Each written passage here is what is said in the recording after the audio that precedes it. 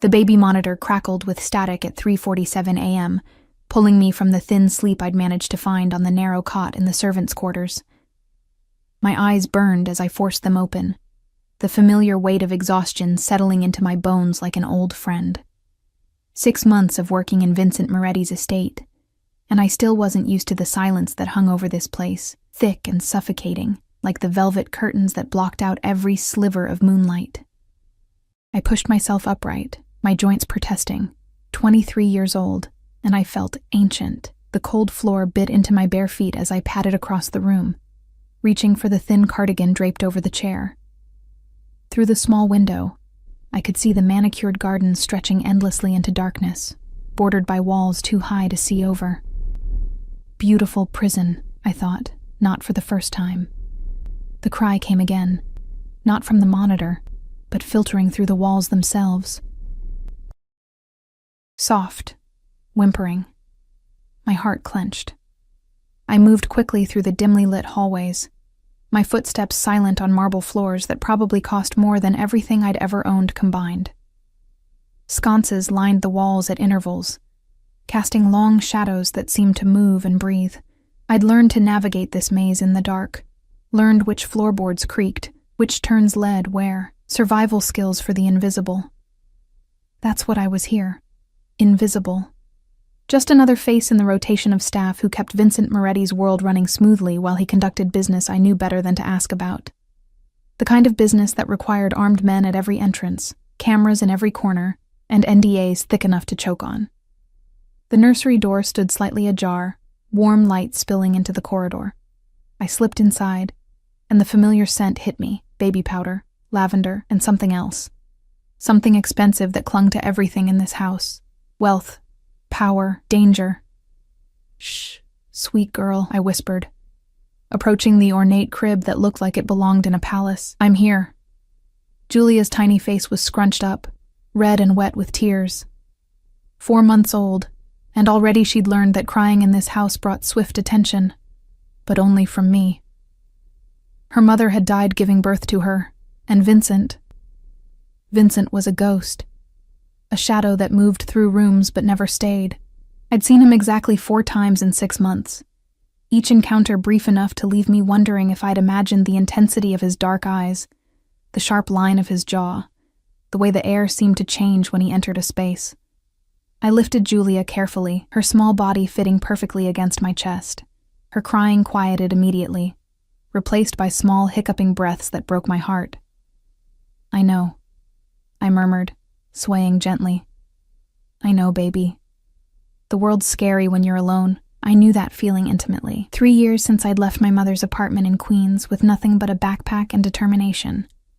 3 years of invisible jobs for invisible girls, cleaning houses, watching children, existing in the margins of other people's lives. When the agency had offered me this position, I'd almost said no. The money was too good. The situation too strange. A widowed single father who needed a live-in nanny but was never home. But the money. God. The money. Enough to finally pay off my mother's medical bills. Enough to maybe, someday, stop feeling like I was drowning. I settled into the rocking chair, positioned perfectly to face the window overlooking the gardens. Julia's eyes were already drooping, her tiny fist clutching my finger with surprising strength. Let me tell you a story, I whispered, even though I knew she couldn't understand, but I told her anyway. The same story I told her every night when the loneliness got too heavy. Once upon a time, there was a little girl who dreamed of being seen. My voice was soft, barely above a breath. I sang too. Old lullabies my grandmother had taught me before she died, Portuguese words that tasted like home and heartbreak. Julia's breathing deepened, her small chest rising and falling in the peaceful rhythm of sleep. But I didn't move. I never moved right away. These hours between midnight and dawn were the only time I felt like I could breathe in this house. The only time the weight of invisible eyes didn't press down on me. I didn't know about the camera. I didn't know that in a penthouse office across the city, Vincent Moretti sat in his leather chair, surrounded by monitors and men with guns, watching a feed he'd installed the day I was hired. Insurance, he'd told himself. Security. He couldn't trust anyone. Not after Elena's family had proven that blood meant nothing when money was involved. I didn't know that for 6 months. He'd watched me every night. Watched me comfort his daughter with a tenderness that made something crack in his chest. Watched me sing in a language he understood but hadn't heard since his own grandmother died. Watched me hold Julia like she was precious when he couldn't even look at her without seeing Elena's face and feeling the betrayal all over again. I didn't know that tonight was different. That tonight, something in my voice, some crack of my own loneliness, had finally broken through the ice he'd wrapped around himself. All I knew was that Julia was sleeping peacefully, and for this moment, in this quiet darkness, we were both safe. I finally stood, moving carefully to place her back in the crib. She stirred but didn't wake, her small mouth forming shapes around invisible dreams. I adjusted her blanket, my fingers lingering on the soft fabric. "Sweet dreams, little one," I whispered. I turned toward the door and froze. A man stood in the doorway. Backlit by the corridor, his face was in shadow, but I recognized the stance immediately.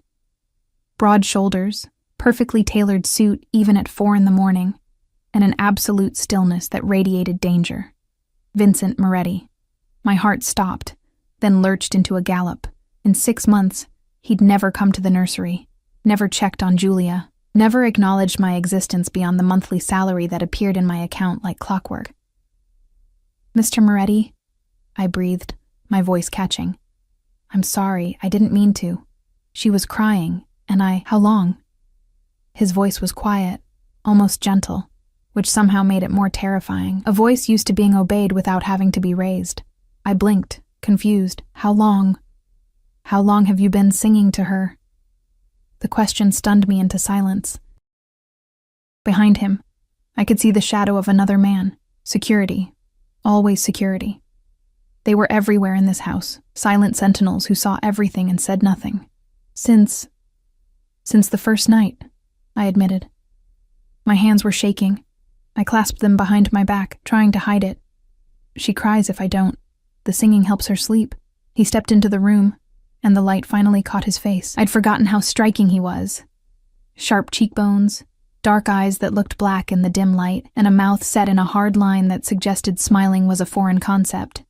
But it was the intensity in his gaze that made my breath catch, like he was looking at me, truly looking, for the first time. "Portuguese," he said. Not a question. "My grandmother." I stopped, unsure why I was explaining. "It's what she sang to me." Something flickered across his face, too quick to identify. He moved closer, and I instinctively stepped back until my legs hit the rocking chair. He noticed. Of course he noticed. "Don't be afraid," he said, which was possibly the most ridiculous thing anyone had ever said to me. I was a poor girl from Queens, standing in a mobster's nursery at 4 a.m, and he was telling me not to be afraid. He stopped a few feet away, his attention shifting to the crib. For a long moment, he just stared at his daughter. In the dim light, I saw something raw cross his face. Pain, maybe, or regret. Then it was gone, locked away behind the cold mask. "She looks like her mother," he said finally. I didn't know what to say to that. Everyone knew Elena Moretti had died in childbirth. Everyone knew Vincent had loved her. And everyone knew better than to mention her name. "She has your eyes," I said quietly, before I could stop myself. His gaze snapped to mine, sharp and assessing. I wanted to look away, but couldn't. There was something magnetic about him, something that pulled even as it terrified. "You're not afraid to speak your mind. I probably should be," I admitted. The corner of his mouth twitched, not quite a smile, but close. "Probably." Silence stretched between us, heavy with things unsaid. Outside, I heard the crunch of gravel, more security making their rounds. This house never slept, never let its guard down. "Tomorrow," he said finally. "I want you to bring her to my office at 3 p.m. My eyes widened. "Your office? But 3 p.m., Miss Chen." He turned toward the door, then paused. "And Maya?" He'd never used my first name before, never acknowledged he even knew it. "Yes?" "Thank you for taking care of her." Then he was gone, his shadow disappearing down the corridor, leaving me standing in the nursery with my heart racing and the distinct feeling that something had just shifted, something that couldn't be unshifted. I looked down at Julia, still sleeping peacefully, unaware that her father had finally seen her. Finally seen us, and I couldn't shake the feeling that I'd just made a terrible, irreversible mistake. I didn't sleep after he left. How could I? I lay on my narrow cot, staring at the ceiling as dawn crept through the window, painting everything in shades of gray and gold. My mind kept replaying the moment. His voice in the darkness, the way he'd looked at Julia, the unexpected gentleness in his tone when he'd thanked me. Vincent Moretti didn't thank people. From what I'd gathered in whispered conversations between the household staff, he commanded them, rewarded them sometimes, destroyed them when they disappointed him. But gratitude? That seemed as foreign to him as weakness. By 7 a.m., I was already dressed and moving through my morning routine on autopilot. I changed Julia, fed her the bottle I'd prepared, and tried to ignore the knot of anxiety tightening in my stomach. 3 p.m. His office. Why? "You look like you've seen a ghost," Rosa said when I brought Julia down to the kitchen for my own breakfast. Rosa was the head housekeeper, 50-something and sharp-eyed, the only person in this house who'd shown me anything resembling kindness when I arrived. "Didn't sleep well," I said, which wasn't a lie. She poured me coffee without asking, the good kind that smelled like heaven and probably cost more per pound than I made in a week. "The boss came home last night, 3 a.m. Never seen him come straight to the house after a meeting before. Usually goes to the penthouse." I kept my expression neutral, but my hands trembled slightly as I accepted the cup. "Did he?" Rosa's knowing eyes met mine. "Marco saw him heading toward the nursery wing. Said he stayed up there for 20 minutes. She paused, adding sugar to her own coffee with deliberate slowness. "In 6 months, he hasn't set foot in that wing once." I took a sip, letting the heat burn my tongue. Maybe he wanted to check on Julia. Maybe. But Rosa's tone suggested she didn't believe in maybes. "Be careful, Maya. Men like Vincent Moretti, they don't do anything without a reason. And their reasons aren't usually good for people like us." Her words echoed in my head as the morning stretched on. I kept to my routine, playtime with Julia on the nursery floor, tummy time on the expensive playmat, walks through the gardens under the watchful eyes of security. But everything felt different now, charged with an energy I couldn't name. At 2:30, I dressed Julia in one of her nicer outfits, a soft pink dress with delicate embroidery that had probably cost more than my entire wardrobe. My own clothes were simple, black pants, a cream blouse, nothing that would draw attention. Invisible, remember? That's how I survived in this world. But as I made my way toward Vincent's office in the East Wing, Julia nestled in my arms. I couldn't shake the feeling that invisible was no longer an option. 2 men stood outside the office doors, not the usual rotating security, but ones I recognized. Luca and Marco, Vincent's personal detail. They looked like they could break me in half without breaking a sweat, all sharp suits and sharper eyes. "Miss Chen," Luca said, his voice surprisingly polite. "He's expecting you." The doors opened, and I stepped into a room that stole my breath. Floor-to-ceiling windows overlooked the estate, flooding the space with afternoon light. Dark wood, leather, and the scent of expensive cologne mixed with old books. But it was the man behind the massive desk who commanded attention. Vincent stood as I entered, and I realized this was the first time I'd seen him in full daylight. He was younger than I'd thought, maybe 32, 33. But his eyes were older, eyes that had seen things I couldn't imagine. He wore a black suit that fit like it had been sewn onto his body, a white shirt open at the collar, and no tie. Even relaxed, he looked dangerous. "Maya." My name and his voice did something strange to my pulse. "Come in. Close the door." I hesitated, and his expression softened almost imperceptibly. "Luca and Marco are right outside. You're safe." Safe was relative in this house, but I did as he asked. The door clicked shut with a finality that made my stomach clench. "Sit." He gestured to one of the leather chairs across from his desk. I sat carefully, adjusting Julia in my arms. She was awake now, her dark eyes, so like her father's, taking in the room with infant curiosity. Vincent came around the desk, and I tensed involuntarily. But he didn't approach me. Instead, he moved to the windows, his back to us, his hands in his pockets. The posture of a man carrying weight I couldn't see. "How much do you know about my wife?" he asked finally. The question caught me off guard. Only what the staff has mentioned, that she died during childbirth. That you loved her. I did. His voice was flat, emotionless. For 10 years, Elena was my everything. We grew up together, her family and mine, intertwined by blood and business. I thought I knew her better than I knew myself. He turned, and the look on his face made my breath catch. Pain, yes, but something darker beneath it, betrayal. 3 days before she died, I discovered she'd been having an affair with my cousin, Marco. Not the Marco outside, the other one. The one I trusted with my life. His laugh was bitter, sharp enough to cut. They'd been together for 2 years. Planning to run, take half my assets, destroy everything I'd built. She was going to use the baby as leverage, my own daughter, a bargaining chip. I held Julia tighter, my heart breaking for the innocent child in my arms, who would grow up with this story as her legacy. I confronted her the night she went into labor, he continued, his voice dropping lower. The stress, the argument. The doctors said it contributed to the complications. She hemorrhaged. Marco tried to run after she died. He didn't make it to the airport. The implication hung in the air. I didn't ask what happened to Marco. I didn't want to know. "Why are you telling me this?" My voice came out barely above a whisper. Vincent crossed the room then, moving with a predator's grace, and crouched in front of my chair. This close. I could see the fine lines around his eyes, the shadow of stubble on his jaw, the way his throat worked as he swallowed. "Because I haven't been able to look at her," he said, his eyes finally moving to Julia. "Every time I try, I see Elena. I see the betrayal.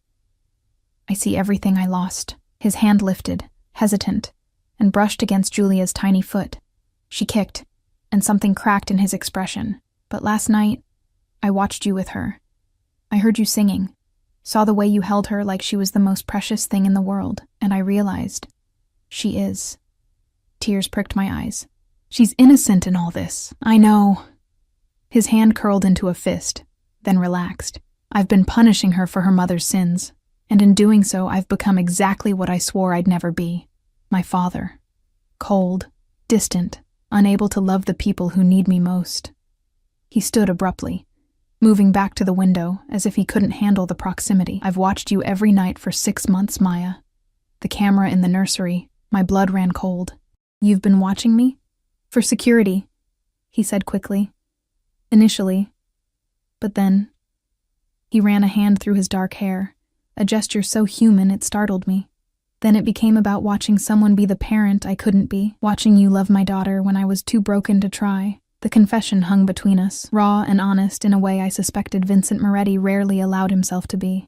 "What do you want from me?" I asked, though I wasn't sure I wanted the answer. He turned, and the intensity in his gaze pinned me to the chair. "I want you to teach me how to be her father, how to look at her without seeing ghosts. How to..." He stopped, jaw clenching. "How to be human again." The vulnerability in his words shattered something in my chest. This man, who commanded an empire built on fear and power, was asking me, a nobody from Queens, to teach him how to love his own daughter. "I don't know if I can do that," I admitted. "You're already doing it." He moved closer again, and this time I didn't flinch. "Every night you show her what love looks like. Patience, tenderness. You make her feel safe in a house built on violence." His hand reached out, not toward Julia, but toward me. His fingers brushed my cheek, so gently I almost thought I'd imagined it. "You make me believe it's possible to feel something other than rage and grief." My breath caught. This was dangerous territory, dangerous in ways that had nothing to do with his business, and everything to do with the way my heart was suddenly racing. "Mr. Moretti." "Vincent," he corrected. "When it's just us, call me Vincent." "Vincent," I repeated, tasting his name. "This, whatever this is, I'm just the nanny. I can't..." "You're not just anything." His voice was firm, leaving no room for argument. "Not anymore. Not after I've watched you sacrifice your sleep, your comfort, your own needs, For a child who isn't yours, not after I've seen you be more of a mother to Julia than Elena ever intended to be. That's not fair to her memory, I said. But my voice lacked conviction. Isn't it? His eyes flashed. She was ready to abandon our daughter for money and a man who meant nothing. You've stayed through every sleepless night, every moment of thankless work, because you have a heart she never possessed. Julia chose that moment to whimper, and instinctively I began to sway, soothing her with the motion she knew meant comfort. Vincent watched, and something in his expression shifted, softened. "Let me try," he said suddenly. "Let me hold her."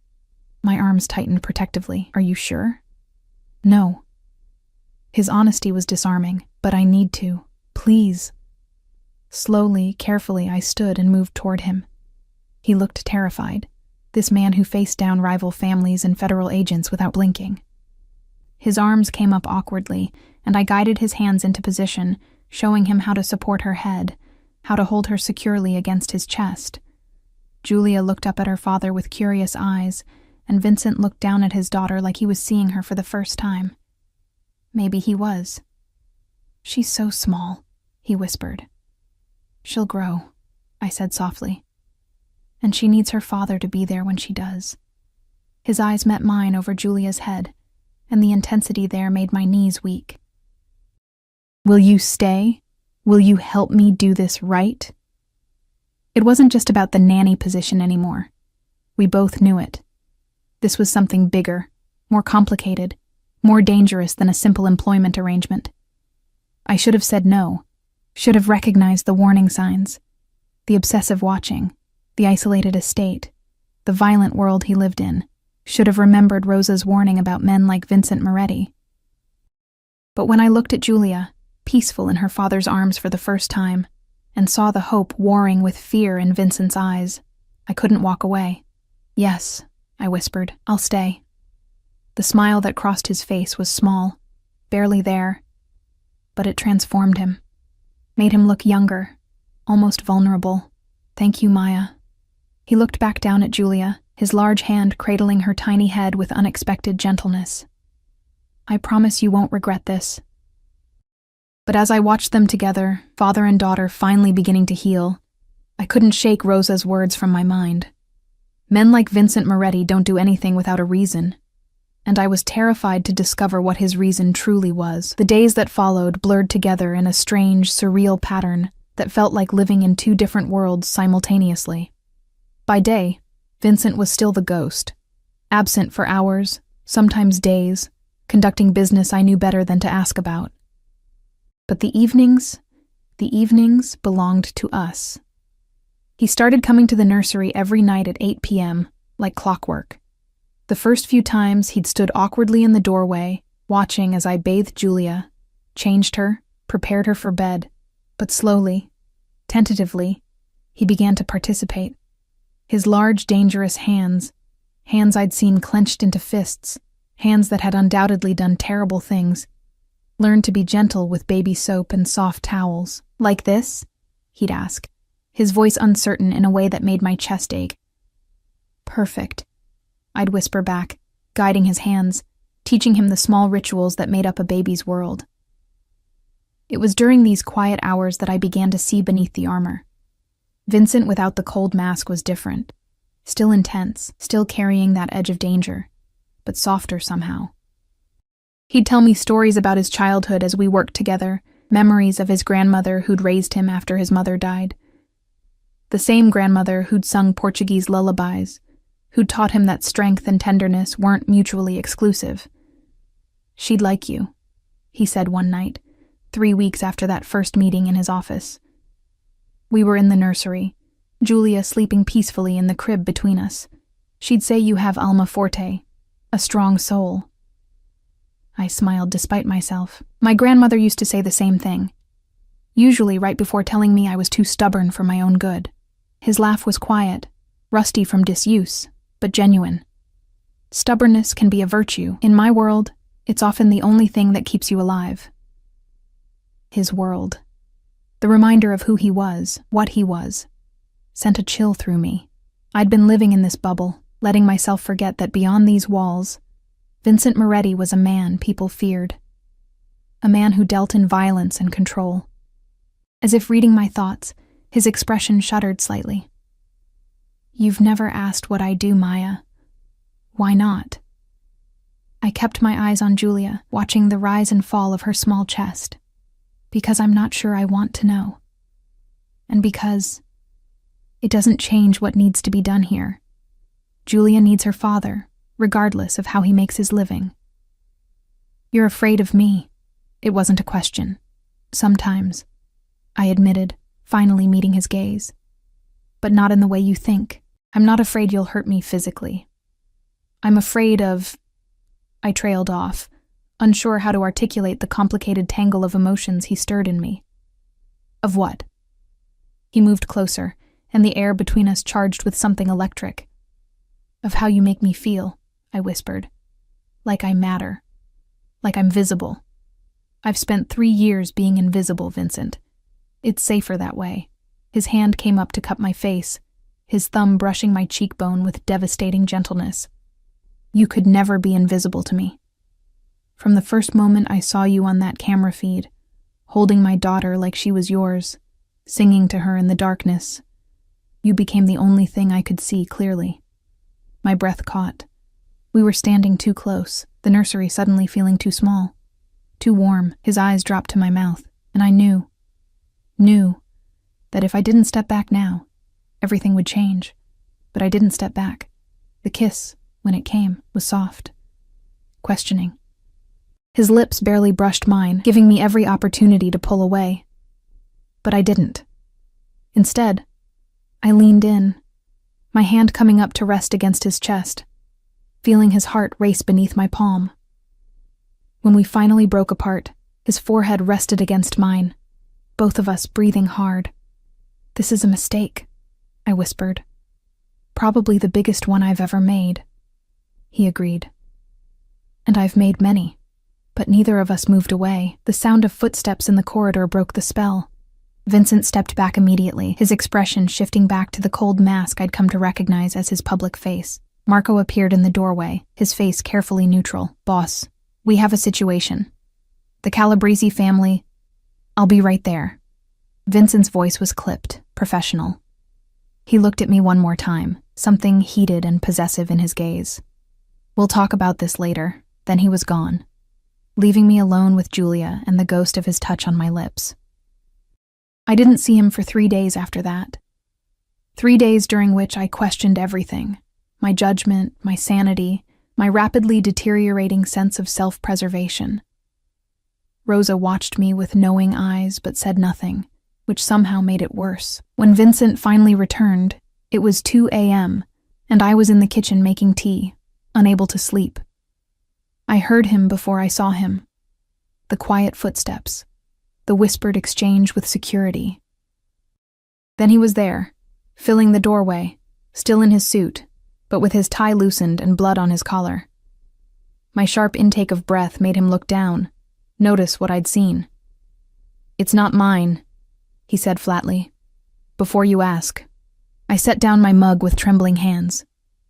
"Should I ask whose it is?" "No." He moved into the kitchen, heading straight for the whiskey cabinet. "You should probably run as far from me as possible and never look back." "Is that what you want?" He poured 3 fingers of amber liquid, downed it in one swallow, then poured another. "What I want and what's good for you are 2 very different things, Maya. Maybe I should decide what's good for me." His laugh was dark, bitter. "You're 23 years old. You've probably never even gotten a speeding ticket. You have no idea what my world looks like, what it requires, what it takes from people. Then tell me." I moved closer, ignoring every instinct screaming at me to keep my distance. "Stop protecting me from the truth and just tell me." He turned, and the rawness in his expression stole my breath. "I hurt people, Maya. I ruin lives. I make decisions that destroy families, end bloodlines, burn everything someone has ever built to ash. Tonight, I watched a man beg for his life while my people held him down. He'd stolen from me, betrayed my trust, and I felt nothing as Marco put a bullet in his head. The words should have terrified me, should have sent me running. But all I could see was the haunted look in his eyes, the way his hands shook slightly as he gripped the glass. You felt something, I said quietly, or you wouldn't be here at 2 a.m., drinking alone in the dark, with blood on your collar. Don't. His voice was sharp, warning. Don't make me into something I'm not. Don't romanticize the monster just because he knows how to be gentle with his daughter. I'm not. I reached out, my fingers brushing the blood-stained fabric. But I'm also not going to pretend that the man who holds Julia like she's made of glass is the same one who pulls the trigger. You're both, Vincent, and maybe that's what terrifies you most. His hand shot out, gripping my wrist. Not hard enough to hurt, but firm enough to make his point. You should be terrified of me too. I told you I'm afraid, just not of what you think. Then what? He pulled me closer, his other hand tangling in my hair. What are you afraid of, Maya? Of falling for you, I whispered. Of becoming so entangled in your world that I lose myself, of wanting something I can never truly have because you're you and I'm nobody. His grip tightened. Don't ever call yourself nobody again. Do you understand me? You're everything. The words came out fierce, almost angry. You're the only good thing in my life besides Julia, the only person who looks at me and sees something worth saving. Vincent, I'm obsessed with you. The confession tumbled out like he'd been holding it back for too long. Every night for 6 months I've watched you on that camera, watched you be everything I'm not.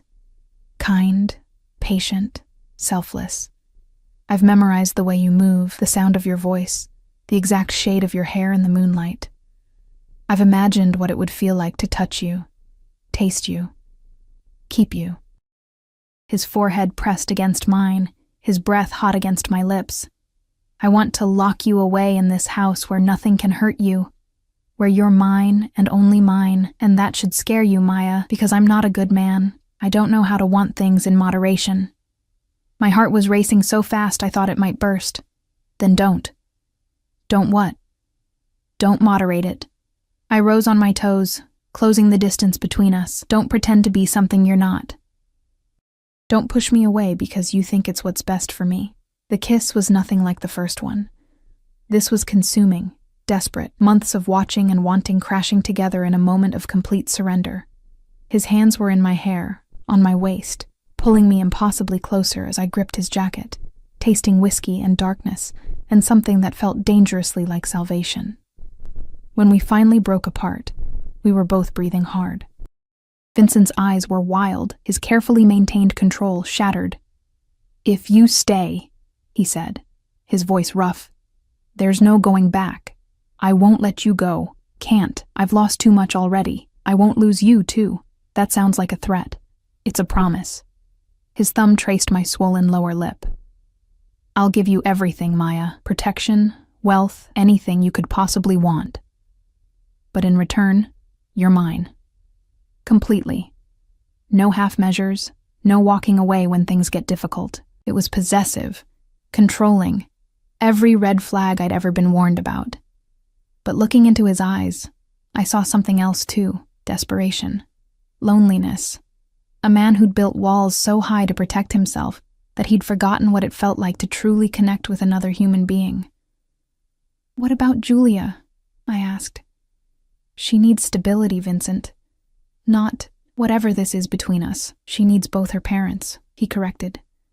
A father who's learning to love her and a mother who already does. The implication made my head spin. I'm not her mother. Aren't you? His hands framed my face, forcing me to meet his intense gaze. You've been more of a mother to her than Elena ever was, even when she was alive. Julia lights up when she sees you. She's safe with you, happy, and He swallowed hard. I need you, Maya. Both of us do. Stay. Not as the nanny, but as mine, as ours. You're asking me to give up everything. My freedom, my independence, my whole life. To raise a child who isn't mine in a world I don't understand. Yes. No apology, no softening. Just brutal honesty. I'm asking you to choose this life, choose us, choose me with all my darkness and broken pieces, and in return I'll worship you, protect you, Give you everything I have. I should have said no. Should have recognized this for what it was. A gilded cage, wrapped in passion and promises. But when I thought about leaving, about walking away from Julia's small smiles and Vincent's unexpected gentleness, about returning to my invisible life of cleaning other people's houses and existing in the margins, I couldn't do it. Okay, I whispered. His eyes widened. Okay? Yes. I'll stay. I'll be yours. I reached up to touch his face, feeling the stubble rough against my palm. But you have to promise me something, anything. Promise me you'll keep trying with Julia. That you won't give up on being her father, even when it's hard. Even when you see Elena instead of your daughter. Something flickered across his face. Surprise, maybe, that I'd asked for something so simple. I promise. She'll never doubt that she's loved. Not like I did. The vulnerability in those words cracked my heart open. I pulled him down into another kiss, sealing the promise, sealing our fate. When we finally pulled apart, Vincent held me close, his face buried in my hair. I won't let anything happen to you, he murmured. You're under my protection now, my family. Anyone who even thinks about hurting you will answer to me. The possessiveness should have frightened me. Instead, for the first time in 3 years, I felt safe. Even if that safety came wrapped in darkness and blood-stained collars. Even if I'd just signed away my freedom to a man who'd admitted he was obsessed with me. Even if I had no idea what tomorrow would bring. For tonight, in Vincent Moretti's arms, I was seen. I was wanted. I was home. The next morning, everything changed. I woke to sunlight streaming through unfamiliar windows and the disorienting realization that I wasn't in my small servant's quarters. The bed beneath me was massive, the sheets Egyptian cotton, and the scent of Vincent's cologne clung to the pillow beside me. His bedroom. I was in Vincent Moretti's bedroom. Memory flooded back, the kiss in the kitchen, his confession, my acceptance. After we'd finally pulled apart, he'd insisted I sleep here, in his room, where he could keep me close. I have work to finish, he'd said, brushing my hair back. But I need to know you're here when I'm done. That this wasn't a dream. I'd been too exhausted, too overwhelmed to argue. He'd given me one of his shirts to sleep in, and I'd climbed into his bed while he disappeared into his office down the hall. The last thing I remembered was the sound of his voice through the walls, speaking rapid Italian into a phone, and the unexpected comfort of being surrounded by his scent. Now, in the harsh light of day, reality crashed down. What had I done? The door opened, and Rosa entered carrying a tray. Her eyes widened when she saw me, then carefully neutralized. Good morning, Miss Chen. Mr. Moretti asked me to bring you breakfast. I sat up, pulling the sheets around me self-consciously. Rosa, you don't need to explain anything to me, child. She set the tray on the bedside table. Fresh fruit, pastries, coffee, far more than I'd ever been served before. But I will say this, Vincent Moretti is not an easy man to love. His world is dangerous, and the people in it don't always survive with their souls intact. I know what I'm getting into, I said, though the words felt hollow. Her expression softened. Do you? Because from where I'm standing, you're a good girl who's about to become the most valuable target in the city. The second word gets out that you matter to him, and it will get out. Every enemy he has will be looking for ways to use you against him. The coffee turned bitter in my mouth. I hadn't thought about that. Hadn't considered that loving Vincent meant inheriting his enemies. Where is he? I asked. Downstairs with his men. There was an incident last night. Retaliation from the Calabresi family. 3 of our warehouses were hit. She moved toward the door, then paused. He's had me prepare the room next to his for Julia. The nursery upstairs is being converted into a playroom. He wants his family close now. His family. The word sent a shiver through me. Part fear, part something else I didn't want to examine too closely. After Rosa left, I showered in Vincent's massive bathroom, using his soap, his shampoo, marking myself with his scent. Then I dressed in my own clothes. Simple, practical, nothing that screamed mob boss's girlfriend, and went to find my daughter. Not my daughter, Vincent's daughter. But God help me, Julia felt like mine. I found her in the converted nursery with Vincent, and the sight stopped me in my tracks. He sat on the floor, Vincent Moretti, in a $1,000 suit, sitting cross-legged on a playmat while Julia grabbed at his tie. His expression was soft, unguarded, nothing like the cold mask he showed the world. "You're going to ruin that tie," I said from the doorway.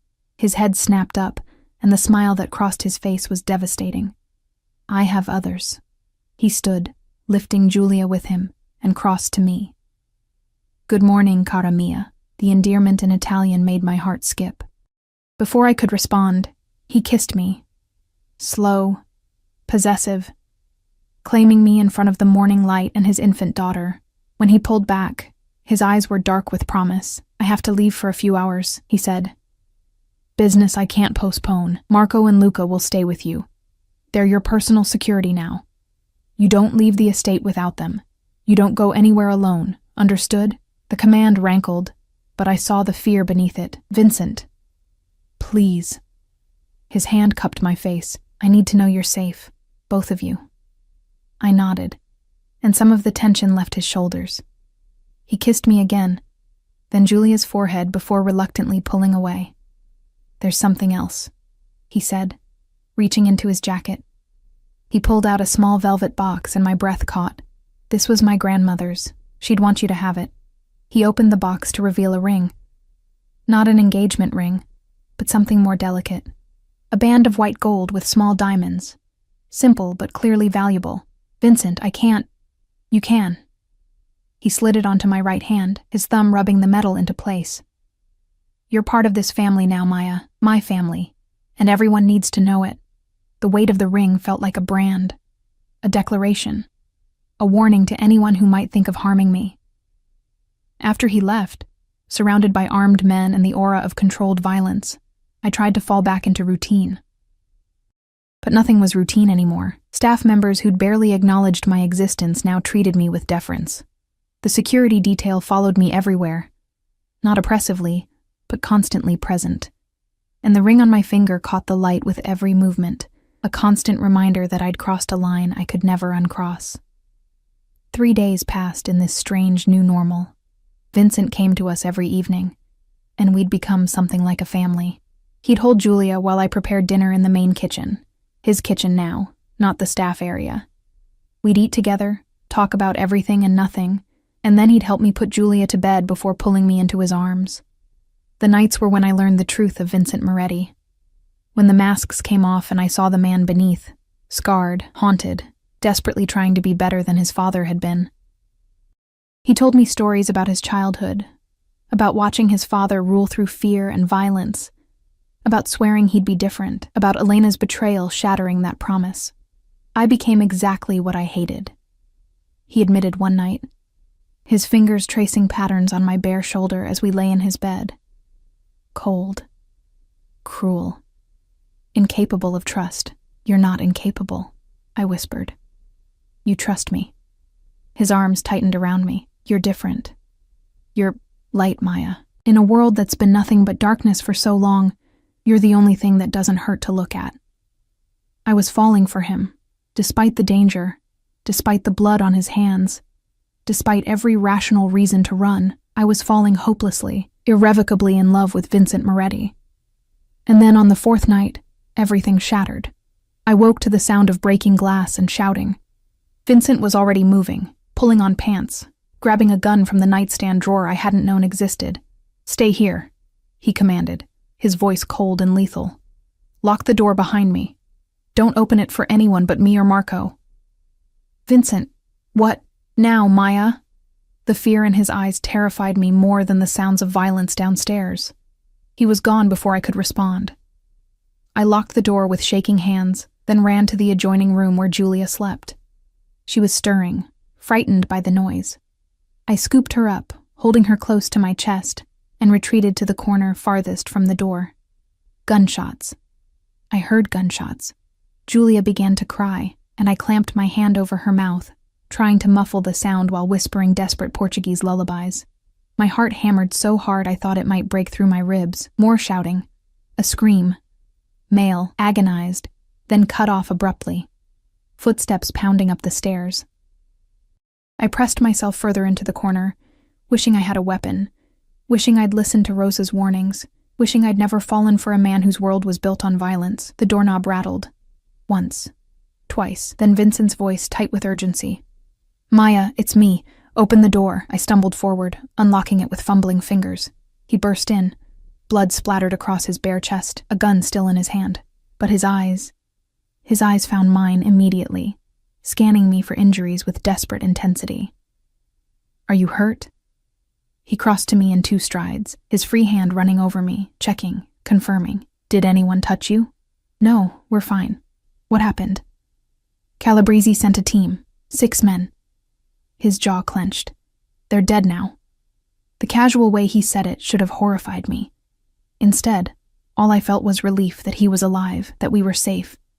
"This is my fault," he said, his voice rough. "They came for you. Someone talked. Word got out about you and Julia. They thought they could get to me through you." His hand cupped my face, almost crushing in its intensity. "I won't let that happen again. Do you understand? I won't lose you. Vincent, I'm moving you. Tomorrow. There's a safe house upstate, completely off the grid. You and Julia will stay there with a full security detail until I've handled this. You're sending us away?" Panic clawed at my throat. "I'm protecting you." His thumb brushed away tears I hadn't realized were falling. "The Calabrese family declared war tonight. It's going to get bloody, and I can't fight them if I'm worried about you every second." "Then let me help. No." The word was final. "You're not part of this world, Maya. You're the one good thing I have left, and I won't let it touch you." But it already had. The moment I'd agreed to stay, to be his, I'd become part of his world whether he wanted to admit it or not. Still, I nodded, because the fear in his eyes was too raw to argue with. "How long?" "A week. Maybe 2. However long it takes to end this." He pulled me and Julia into his arms, holding us like we might disappear. "I promise you, Karamia, I'll come back. And when I do, we'll be safe, all of us." That night, I didn't sleep. I lay in Vincent's arms, listening to his heartbeat, memorizing the feel of him beside me. Because despite his promises, despite the army of men protecting this house, I couldn't shake the feeling that everything was about to fall apart. And I was right. The next morning, as we prepared to leave for the safe house, Marco burst into the room where I was packing Julia's things. "Boss, we have a problem. It's about Miss Chen." Vincent's expression went carefully blank. "What kind of problem?" Marco's eyes flicked to me, then back to Vincent. "Calabrese doesn't just want her dead. He wants her alive. He's offering $5 million to anyone who brings her to him unharmed." The color drained from Vincent's face. "Why? Because apparently," Marco said slowly, "Elena wasn't just betraying you with your cousin. She was feeding information to the Calabrese family for years. And they think Maya might know where Elena hid the evidence. Account numbers, recordings, documents that could bring down half the families in the city. That's insane," I said. "I never even met Elena. How would I—" "It doesn't matter if it's true." Vincent's voice was dead, hollow. "They believe it. Which means every bounty hunter, every desperate soldier, every enemy I've ever made will be coming for you." He turned to me, and the devastation in his eyes made my knees weak. "I can't protect you here, Maya. I can't protect you anywhere. As long as you're with me, you're a target. And His voice broke. "I can't watch you die. I can't survive losing someone else I love." Love. The word hung between us, precious and poisonous all at once. "So what are you saying?" But I already knew. Could see it in the way he couldn't meet my eyes. "I'm saying I have to let you go." "No." The word ripped from my throat, raw and desperate. "No, Vincent. You can't. I have to." His hands gripped my shoulders, his eyes blazing with barely controlled emotion. "Don't you understand? Keeping you here is killing you. $5 million, Maya. That's enough to make even loyal men consider betrayal. Enough to bring every mercenary on the East Coast to my door. Then we fight." I clutched Julia tighter, my voice rising. "You have an army. You have resources. We can what? Live in hiding forever? Run from safe house to safe house while you look over your shoulder every moment?" His voice cracked. That's not a life. Not for you. Not for Julia. It's better than being without you. The confession hung in the air between us. Vincent's eyes closed, pain etching deep lines around his mouth. When he opened them again, I saw tears threatening to fall. The first time I'd seen him come close to crying. I love you, he said. And the words destroyed me. I love you more than I thought I was capable of loving anything, and that's exactly why I have to do this. Because love means protecting you, even from myself. You're not protecting me. You're abandoning me. Abandoning us. I looked down at Julia, who was watching her father with wide, innocent eyes. She needs you, Vincent. We both do. She needs to be alive more. He reached out, his hand trembling as it cupped Julia's head. You both do. And I can't guarantee that if you stay. Marco cleared his throat from the doorway. Boss, we need to move. Calabresi's men were spotted 2 miles from the perimeter. Vincent's jaw clenched. He turned to Marco, and when he spoke, his voice was pure command. Get them out. Use the south exit. Take the unmarked van. Drive them to the airport. I have a plane waiting. New identities. New location. Somewhere Calabresi will never find them. Vincent! Please. I was begging now, tears streaming down my face. Don't do this. Don't make me leave. He pulled me into his arms one last time, crushing me and Julia against his chest. I felt his heart racing, felt the tremor in his hands as they held us. When he spoke, his voice was muffled against my hair. In another life, Maya, we could have been happy. In another life, I would have been a better man, the kind who could give you a normal life, a safe life. But in this life, all I can give you is a chance to survive. He pulled back, his hands framing my face, thumbs brushing away my tears. So, take it. Please. Take Julia and go somewhere beautiful. Raise her to be good and kind like you. Tell her about her father when she's old enough to understand. Tell her I loved her. Tell her I loved you both enough to let you go. I won't forgive you for this, I whispered. Good. His smile was broken, devastated. Remember me with anger. It's easier than grief. He kissed me then, deep, desperate, tasting of salt and goodbye. When he pulled away, he pressed something into my palm, a phone. Encrypted, untraceable. If you ever need anything at all, call the only number programmed in there. Money will appear wherever you need it, protection if someone finds you. I'll move heaven and earth to keep you safe, Maya, even if I can't be there to do it myself. Marco stepped forward. Boss, we're out of time. Vincent kissed Julia's forehead, his eyes closing as he breathed in her baby scent one last time. Papa loves you, Piccola. Never forget that. Then he was stepping back, physically tearing himself away from us.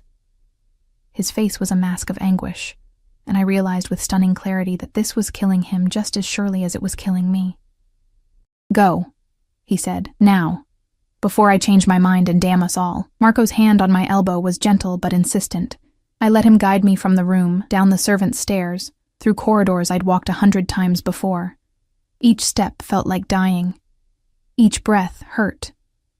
At the south exit, Luca waited by an unmarked van. He took my bag without a word, his expression carefully neutral. But I saw the tightness around his eyes, the way he wouldn't quite meet my gaze. Even Vincent's most loyal men knew this was wrong. As Marco helped me into the van, I looked back at the house one last time. Vincent stood at his bedroom window, a dark silhouette against the light. Even from this distance, I could see the rigid set of his shoulders, the way his hand pressed against the glass. I raised my hand, a gesture of goodbye, of forgiveness, of love that wouldn't die just because we were being torn apart. He didn't wave back. He just stood there, watching, as the van pulled away, and the only home I'd known for 6 months disappeared behind walls and gates and distance. 3 months. That's how long I lasted before I broke. Marco had delivered us to a small coastal town in Portugal, a cruel irony that wasn't lost on me. The language of my grandmother's lullabies surrounded me now, spoken by strangers who smiled at Julia in the market and asked about her beautiful dark eyes. Her father's eyes, I'd say, and feel my heart crack open all over again. The house Vincent had arranged was beautiful, a whitewashed cottage overlooking the Atlantic, with gardens full of flowers and rooms filled with everything a baby could need. Money appeared in my account like clockwork. An encrypted message came once a week. A single word. Safe. That's all. Just safe. Confirmation that Vincent was alive, that the war with Calabrese continued, that he was still out there fighting battles I wasn't allowed to help with. I hated him for it. Hated him for sending us away. For making decisions about my life without my consent. For loving me enough to break both our hearts. But I also understood, because every time I looked at Julia, 9 months old now, starting to pull herself up on furniture and babble in sounds that almost resembled words, I knew I'd do anything to keep her safe too, even if it meant living in this beautiful prison, surrounded by ocean and loneliness, and the ghost of what we could have been. It was Rosa who finally found me. I came home from the market one afternoon to find her sitting on my porch, looking older than I remembered, but with the same sharp, knowing eyes. "He's dying," she said without preamble. The groceries fell from my hands, oranges rolling across the cobblestones. "What?" "Not literally, not yet." She stood, moving toward me with surprising quickness for a woman her age. "But he might as well be. The war ended 6 weeks ago. Vincent won, destroyed the Calabrese family completely. But he's been drinking himself to death ever since. Won't eat, barely sleeps. Just sits in that house, staring at the cameras in the nursery, like he can will you back into existence." My heart twisted. "Why are you telling me this?" "Because you're both idiots." She grabbed my arm, her grip surprisingly strong. "He sent you away to protect you, and you stayed away to respect his wishes. But the threat is gone, Maya, has been for weeks. And he's too stubborn and broken to call you back, and you're too hurt to reach out first, so someone needed to intervene. Rosa. That man loves you more than life itself, and that baby deserves her father. So you're going to get on a plane tomorrow, fly back to New York and fix this. Or I swear to God, I'll drag you both back by your ears myself." The estate looked the same. Same high walls, same guards at the gate, though they looked surprised to see me, their hands immediately moving to phones and radios to report my arrival. Same marble floors that echoed with my footsteps as I carried Julia through the front door. But something was different. The house felt dead, empty in a way that had nothing to do with the number of people present.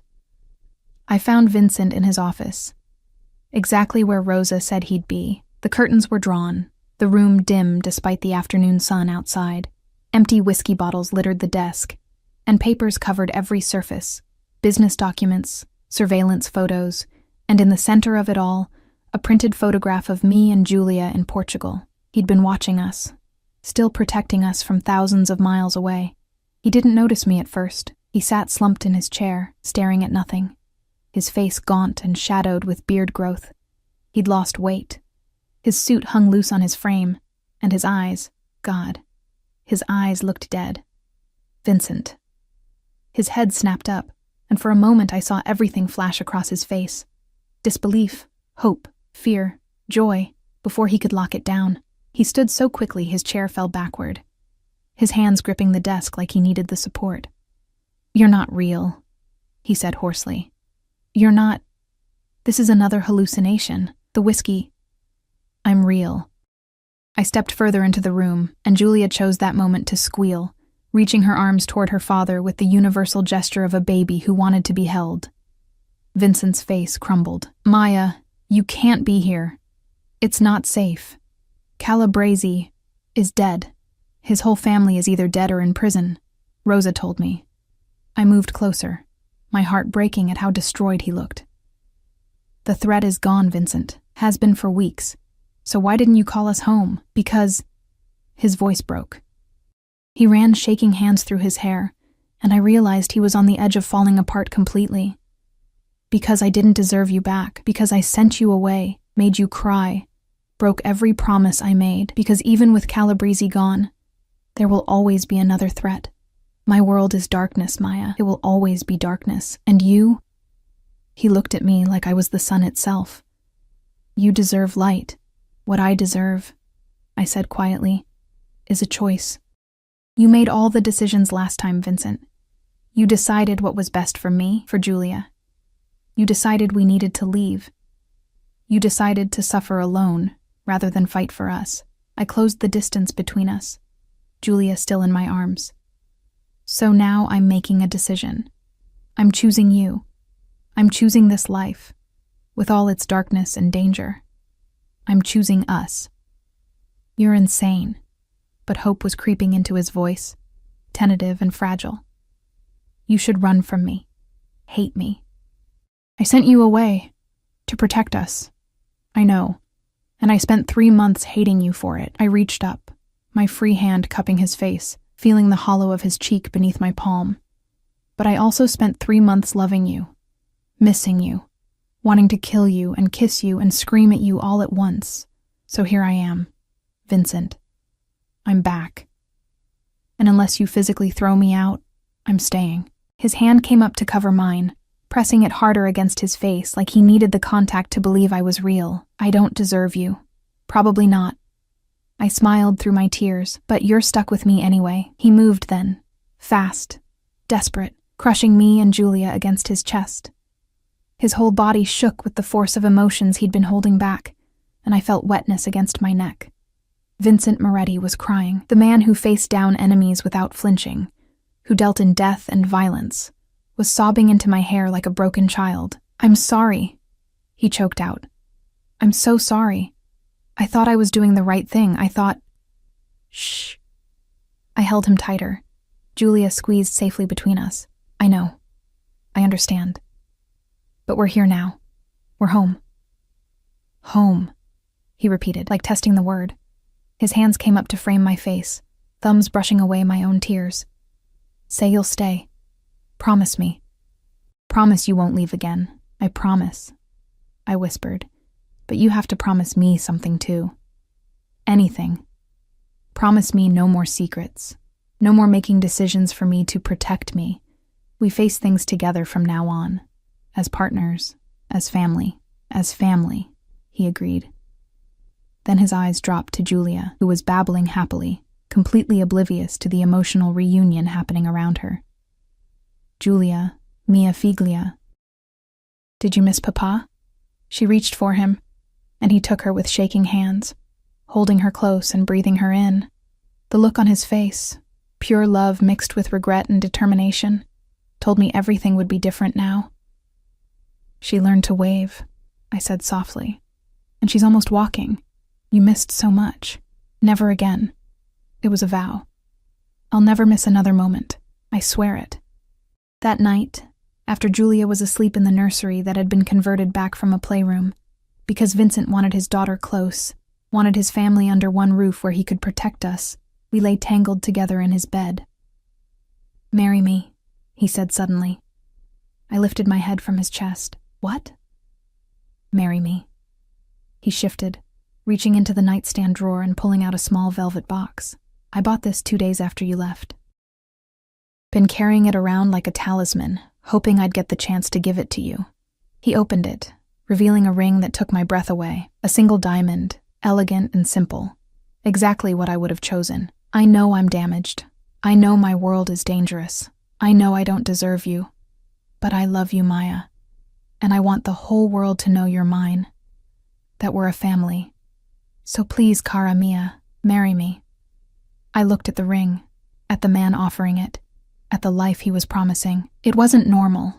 It would never be safe. There would always be threats, always be danger lurking at the edges of our happiness, but it was ours. Yes, I said. Yes, I'll marry you. The smile that broke across his face was the most beautiful thing I'd ever seen. He slid the ring onto my finger, next to his grandmother's band, which I'd never taken off, and kissed me like a man who'd been given a second chance at salvation. I'll spend the rest of my life making you happy, he promised against my lips. I'll be the father Julia deserves, the husband you deserve. I'll be better. I swear it. I know you will. I pulled him closer, sealing the promise with a kiss. We both will. Together. 6 months later, I stood in the gardens of the estate, wearing a simple white dress, and married Vincent Moretti surrounded by flowers and family. Rosa crying openly, Marco and Luca standing as witnesses, and Julia in Rosa's arms, clapping her tiny hands in delight. It wasn't a traditional wedding. There were armed guards at every entrance, security measures that would make a military installation jealous, and half the guests were men with dangerous reputations and blood on their hands.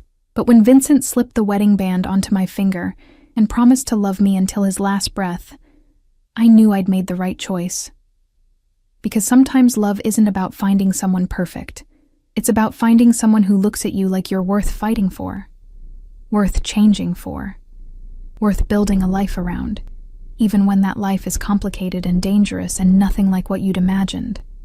Vincent Moretti had hidden a camera in the nursery to keep his daughter safe.